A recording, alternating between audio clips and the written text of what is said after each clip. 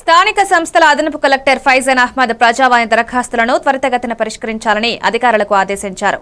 Collectorate సమావేశ మందిరంలో నిర్వహించిన కార్యక్రమంలో ప్రజల ఫిర్యాదులను స్వయంగా స్వీకరించి ప్రతి దరఖాస్తును జాగ్రత్తగా పరిశీలించి వెంటనే స్పందించాలన్నారు.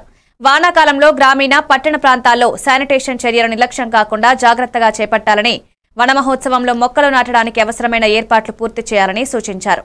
ఇందిరమ్మ ఇళ్ల మంజూరును అర్హులకి అందేలా చర్యలు తీసుకోవాలని ఆదేశించారు. సంబంధిత శాఖల సమన్వయంతో ప్రజలు సమస్యలు పరిష్కరించాలన్నారు.